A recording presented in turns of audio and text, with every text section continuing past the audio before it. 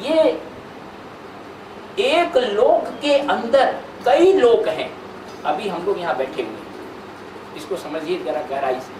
हम लोगों को यहाँ कोई सिनेमा नजर नहीं आ रहा है, और ये अभी टीवी चालू कर दिया जाए और कहीं कोई चैनल लगा दिया जाए सिनेमा वाला, तो यहाँ एक सिनेमा होता दिख रहा है। एक उसकी कथा जो है दूसरे लोक में चल रही होगी, मार घाट हो रहा होगा। यहाँ सत्संग हो रहा है और उस लोक में, मतलब सिनेमा वाले लोक में कथा चल रही है, या वो मार पीट हो रहा है, या कुछ और चल रहा है। इसी परिवेश में एक दूसरा कथा, एक दूसरा लोक वहाँ चल रहा है। इसी प्रकार से अगर एक व्यक्ति यहाँ मरा हुआ है तो वो इसी स्थान में एक दूसरा अनुभव करेगा। वो अनुभव करेगा कि वो कहीं सूक्ष्म जगत में घूम रहा है। इसी स्पेस के अंदर एक स्थान के अंदर दूसरा स्थान बना है। ये ब्राह्मण अरुंधति और वशिष्ठ ब्राह्मण की कथा आपको योग वशिष्ठ में याद होगी। अभी वो मरा है ब्राह्मण, और अभी वो राजा पद्म बन गया, लीला बन गया, और अगला वाला जो राजा है वो भी बन गया। कई जन्म उसी में एक, जबकि योग वशिष्ठ में आपको याद होगा कि वशिष्ठ नामक ब्राह्मण का लाश भी अभी नहीं जलाया गया है, और इधर कई जन्म बीत गए। तो ये माया का एक बड़ा विचित्र और रहस्यमय एक खेल है। संसार के अंदर संसार है, लेकिन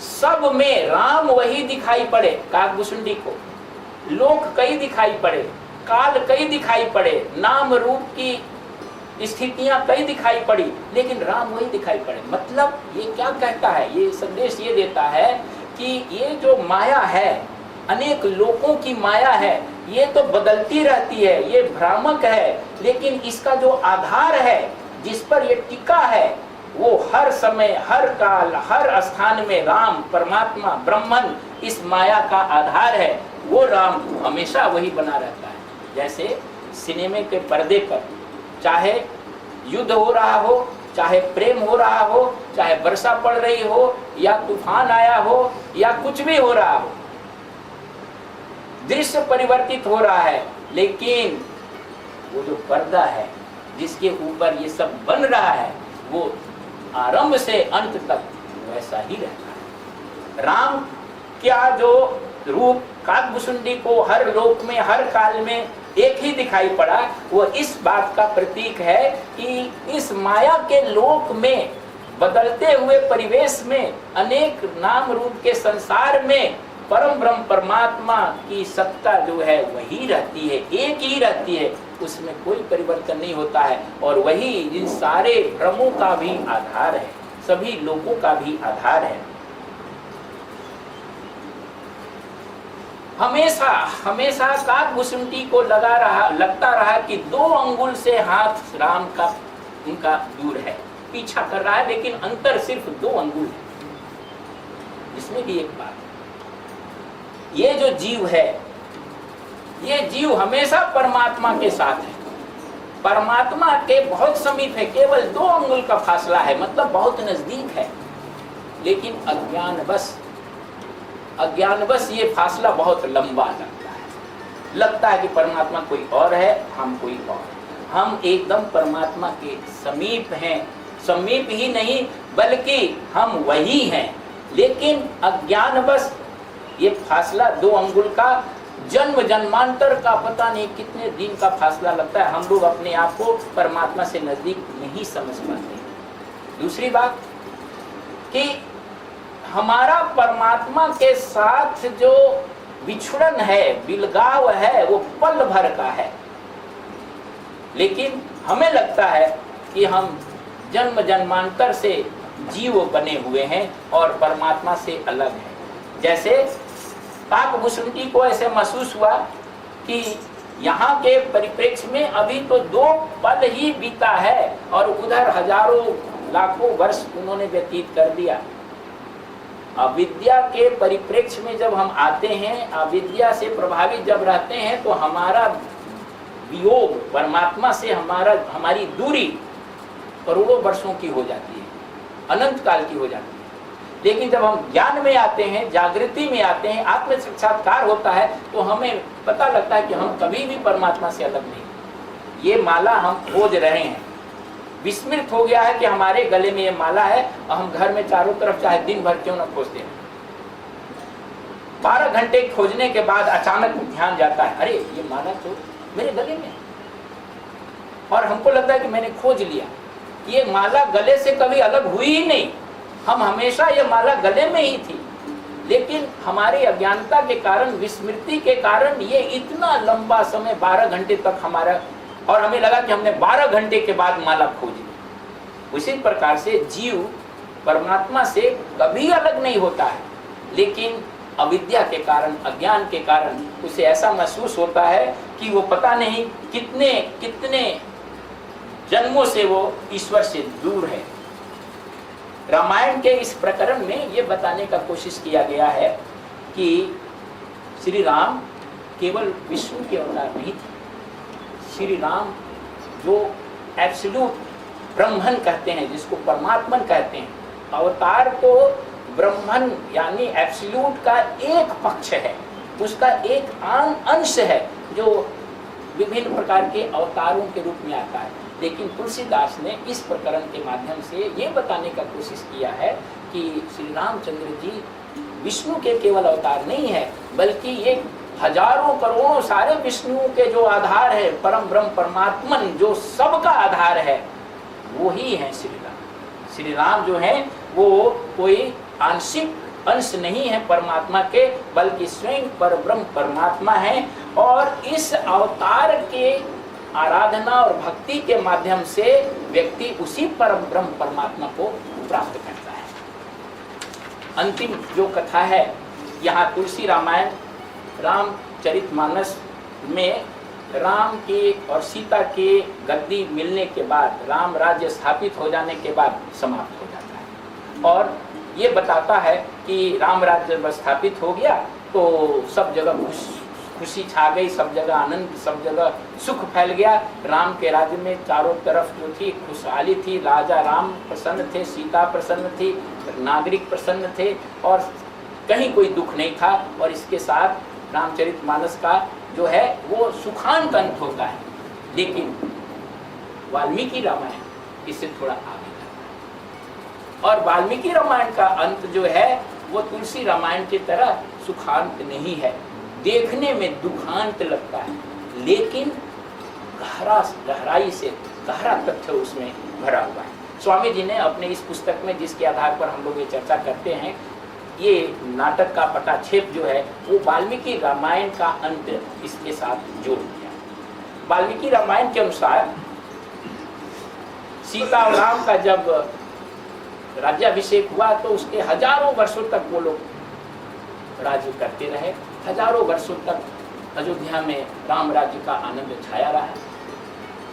एक दिन एक गुप्तचर से सूचना मिली श्री राम को कि उनके राज्य का एक नागरिक जो धोबी है, उसके मन में ये शंका हो गई है, वो सीता के चरित्र पर शंका करता है कि रावण के यहाँ बंधक बनाई गई सीता का चरित्र पवित्र नहीं है और ऐसे अभी अपने अपवित्र चरित्र वाली पत्नी को राम जी रखे हुए हैं। ये सूचना ऐसे नागरिक के मन में विचार उठा है, ये गुप्तचरों से सूचना मिली और इस सूचना के आधार पर श्री राम ने ये सोचा कि हमारे नागरिकों के मन में इस प्रकार की शंका है तो उसके लिए कुछ किया जाना चाहिए।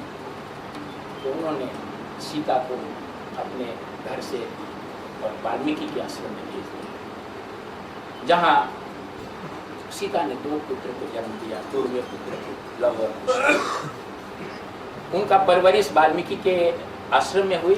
जब लव कुश बड़े हुए तो वाल्मीकि ने एक योजना बनाई, एक प्लान बनाया कि सीता, लव और कुश को एक साथ फिर राम से मिला दिया जाए और लव, कुश और सीता को राम दरबार में भेजा और वहाँ राम जी इनसे सबसे रामायण सुनते रहे और वाल्मीकि ने उन सबों को एक साथ फिर से जोड़ दिया। लेकिन राम जी ने एक शर्त रखी। उन्होंने कहा कि सीता को पुनः स्वीकार करने के पहले यहाँ पर एक बार फिर अपने प्रतिबद्धता की प्रमाणित करना पड़ेगा, जिससे कि लोगों के मन का जो है, जनरल लोगों का, एक बार उन्होंने अग्नि परीक्षा वहाँ ली थी, लेकिन यहाँ पर उन्होंने कहा कि चूंकि प्रजा को डाउट हो गया है, इसलिए इस प्रजा की प्रतिक्रिया को उनको बताने के लिए कि ये सही है, इनको फिर से एक बार परीक्षा दी।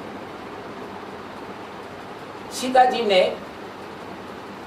बहुत भावुक हो गई और उन्होंने पृथ्वी से प्रार्थना की, हे माता, अब मैं इस शरीर में रहना नहीं चाहती, मुझे अपने में समाहित कर लो, गोद में ले।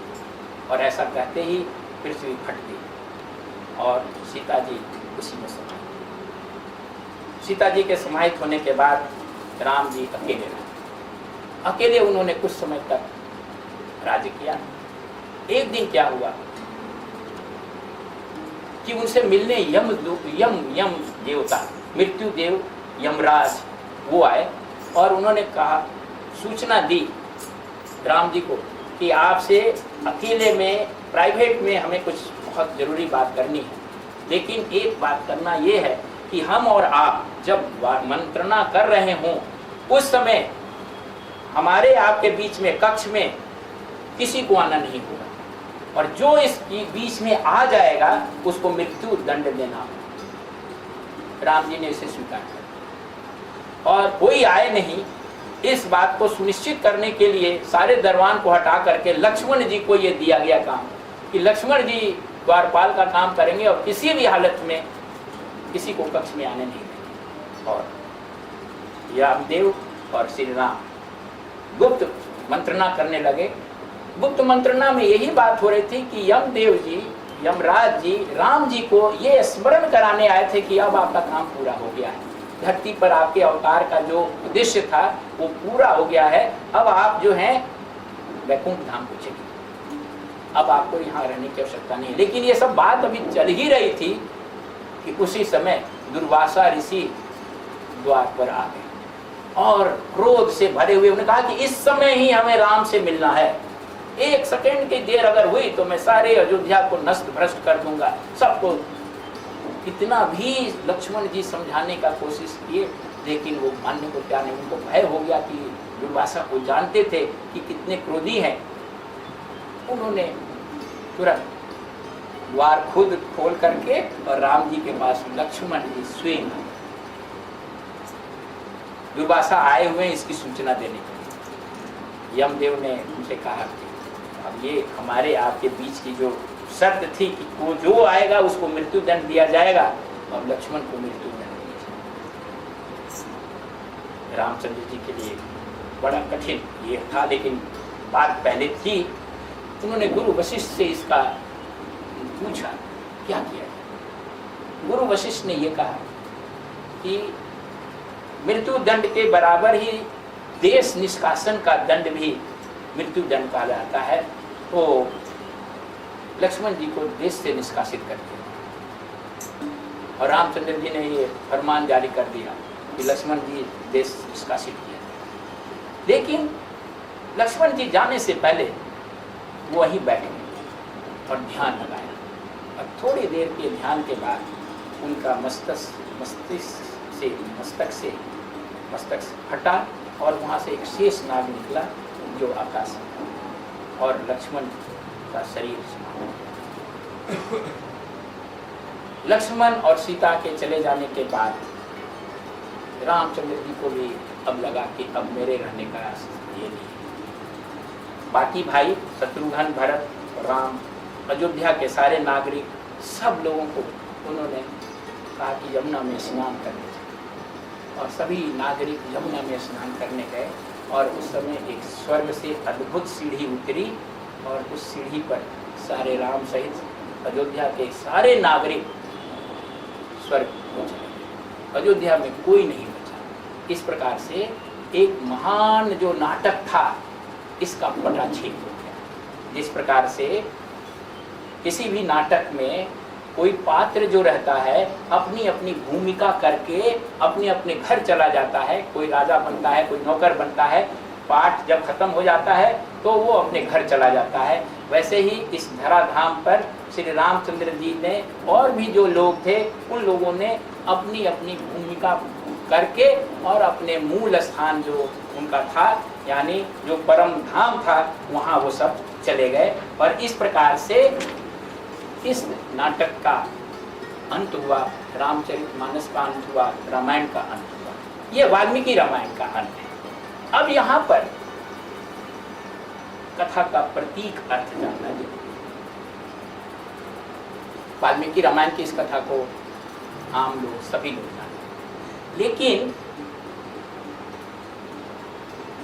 तुलसी रामायण में जो अंत हुआ है, सुखद अंत हुआ है कि चारों तरफ राम राज्य फैल गया, सब लोग आनंदित रह गए, रामायण पढ़ने वाले भी खुश, राम के राज्य के नागरिक भी खुश, सीता भी खुश, राम भी खुश, सब कुछ खुश थे। लेकिन यहाँ पर वाल्मीकि रामायण में बड़ा थोड़ा दुखद सा अंत है कि लक्ष्मण का ऐसे अंत हो गया, सीता का ऐसे अंत हुआ और राम जो भी वो भी नदी में नहाए और चले गए। लेकिन इसको थोड़ी गहराई से अगर आप सोचेंगे या विचार करेंगे तो आपको लगेगा कि ये अंत बहुत गुह्य रहस्य और ज्ञान की बातों से भरा हुआ है। सीता, जैसा आपको मालूम है, कई बार बताया जा चुका है कि सीता अंतःप्राज्ञिक बुद्धि की प्रतीक है, इंट्यूटिव इंटेलेक्ट, अंतःप्रज्ञा। राम जीवात्मा, जो वैसा जीवात्मा जिसे आत्मज्ञान प्राप्त हो चुका हो। जब व्यक्ति को आत्मज्ञान प्राप्त हो जाता है, राम उस आत्मज्ञान प्राप्त जीवात्मा के साथ उसकी बुद्धि जो है बदल करके अंतःप्राज्ञिक बुद्धि हो जाती है, सामान्य बुद्धि उसकी नहीं रहती है। जब अंतःप्राज्ञिक बुद्धि और आत्मज्ञान प्राप्त जीवात्मा का संयोग होता है तो इसी को जीवन मुक्ति कहते हैं। यानी जीवन मुक्ति की अवस्था में जीव जो है, जीवात्मा है, उसको आत्मज्ञान हो जाता है और उसकी बुद्धि अंतःप्रज्ञा में परिवर्तित हो जाती है। और जब ये दोनों का मेल हो जाता है तो उस समय राम राज्य छा जाता है। राम राज्य यानी उसके जीवन के सारे दुख समाप्त हो जाते हैं। संसार का कोई भी दैहिक, दैविक, भौतिक तापा राम राज काबू नहीं व्यापा। तीनों प्रकार का जो ताप है वो समाप्त हो जाता है। यानी जब जीवन मुक्ति की अवस्था हो जाती है, जीवन मुक्ति मतलब जीवित रहते हुए मुक्त हो जाना। तो जब जीवित होते हुए मुक्त व्यक्ति हो जाता है तो उसके तीनों ताप, जो त्रय ताप हैं, वो समाप्त हो जाते हैं। दैहिक, दैविक, भौतिक, ये तीनों ताप समाप्त हो जाते हैं और वो आनंद पूर्वक रहता है। लेकिन जब उसका प्रारब्ध कर्म पूरा हो जाता है, जीवन मुक्ति के बाद विदेह मुक्ति जब होने लगती है, विदेह मुक्ति यानी देह की समाप्ति, बिना देह की मुक्ति। जीवन मुक्ति मतलब देह में मुक्ति। तो जब विदेह मुक्ति होने की होती है तो उसके लिए, विदेह मुक्त के लिए अंतःप्रज्ञा यानी सीता की भी कब आवश्यकता नहीं रह जाती। विदेह मुक्ति जब होती है तो उस समय सीता की, अंतःप्रज्ञा की आवश्यकता नहीं रह जाती है, क्योंकि ब्रह्माकार वृत्ति, अंतःप्रज्ञा बुद्धि का मतलब ब्रह्माकार वृत्ति, सतत ब्रह्म में बुद्धि लगी रहे। ब्रह्माकार बुद्धि से व्यक्ति में मुक्ति तो मिलती है, लेकिन जब विदेह मुक्ति होने लग, जीवन मुक्ति मिलती है ब्रह्माकार वृत्ति से, लेकिन जब विदेह मुक्ति की अवस्था आती है तो उस ब्रह्माकार वृत्ति की भी आवश्यकता नहीं रह जाती। और ये ब्रह्माकार वृत्ति जो है अपने मूल में समाहित हो जाती है। मूल, सीता की उत्पत्ति कहाँ से हुई थी? कथा में पृथ्वी से हुई थी, याद होगा सीता का जन्म। पृथ्वी जो है वो प्रकृति का प्रतीक है। प्रकृति जो है वो बुद्धि को जन्म देती है। ये जो मनुष्य की आम बुद्धि है, लौकिक बुद्धि है, वो प्रकृति से प्रकट होती है। प्रकृति परमात्मा से प्रकट होता है, लेकिन बुद्धि प्रकृति से प्रकट होती है। आम सीता पृथ्वी से प्रकट होती है, प्रकृति से प्रकट होती है। और जब अंतःप्राज्ञिक बुद्धि हो जाती है, जब बुद्धि की आवश्यकता नहीं रह जाती है, विदेह मुक्ति मिलने का होता है, तो ये अंतःप्राज्ञिक बुद्धि भी फिर प्रकृति में समाहित हो जाती है। वो सीता फिर पृथ्वी में समाहित हो जाती है। और बुद्धि प्रकृति में समाहित हो जाती है तो परमात्मा अकेले रह जाता है। उसका ये जो अपशुट्स है, उसके जो जड़ शाखाएं हैं, वो सब उसमें लीन होने लगती है। आपको याद होगा योग वशिष्ठ में महाप्रलय की वर्णन आया हुआ है, आपको अच्छी तरह से याद होगा कि किस प्रकार से जो है पृथ्वी जो है जल में समाहित हो जाती है, जल जो है वो अग्नि में समाहित हो जाता है, अग्नि वायु में समाहित, वायु आकाश में समाहित, इस तरह से पंच तत्व अपने अपने मूल में समाहित हो जाते हैं। इंद्रियां, प्राण, मन एक मूल में समाहित हो जाते हैं और अंत में सब कुछ ब्रह्मन में समाहित हो जाता है। राम अकेले रह जाते हैं, सीता समाप्त हो जाती है। यानी केवल एकमात्र पर ब्रह्म परमात्मा की ही सत्ता होती है। मन, बुद्धि, चित्त, अहंकार ये सब चीजें परमात्मा से ही निकलती हैं और वही परमात्मा ही नाम रूप के विभिन्न रूपों में ये खेल कर रहा है। ये जो अलग अलग दिखाई पड़ रहा है ना, अलग अलग जीव, अलग अलग व्यक्ति, अलग अलग चीजें, ये अलग अलग नहीं है। वही राम है जो अयोध्या के नागरिक के रूप में, वही राम है जो चारों भाइयों के रूप में, वही राम है जो सीता के रूप में, वही राम है जो रावण के रूप में, वही राम है जो सारे सृष्टि के रूप में अपना विस्तार करता है। और वही अपने आप को धीरे धीरे एक में दूसरे में लय करते करते सब कुछ उसी राम में, उसी ब्रह्म में समाहित हो जाता है और एकमात्र उसी ब्रह्म की सत्ता रह जाती है, एकमात्र राम की सत्ता रह जाती है। इस प्रकार से ये जितने भी प्रकृति और ब्रह्मांडीय मन, ये सब विभिन्न पहलू जो हैं वो एक ही सत्ता परम ब्रह्म सत्य का ही एक रूप है। राम कथा में जो है वो बताने का कोशिश किया गया है इस रूप में, सर्वम ब्रह्ममयम जगत। ये जो जगत है ये ब्रह्ममय है, ये एक ही ब्रह्मन का पसारा है, एक ही ब्रह्मन जो है अलग अलग नाम रूपों के रूप में प्रकट हुआ है। और अगर वेदांत की भाषा में कहें तो ये है कि सच्चिदानंद स्वरूप जो परमात्मा है वही सृष्टि के रूप में, विभिन्न ब्रह्मांड के रूप में यहाँ पर अपने रंग बिरंगे नाटक करता है, विभिन्न प्रकार के पात्र बनता है, विभिन्न प्रकार के अनुभव प्राप्त करता है और फिर उसी में समाहित हो जाता है, सब एक में समाहित हो जाता है। और इस प्रकार से इस रामचरितमानस की कथा का, ब्रह्म वाल्मीकि कथा का या तुलसी रामायण की कथा का यहाँ पटाक्षेप या अंत होता है। भगवान श्री राम का अनंत आशीर्वाद हम सबों को प्राप्त हो। और यहाँ आज हम लोगों ने लगभग 3 वर्षों से चलती हुई इस क्रमिक सत्संग धारा को समाप्त करते हैं। समाप्त करने के पहले आपको कुछ बातें कहना आवश्यक हम समझते हैं।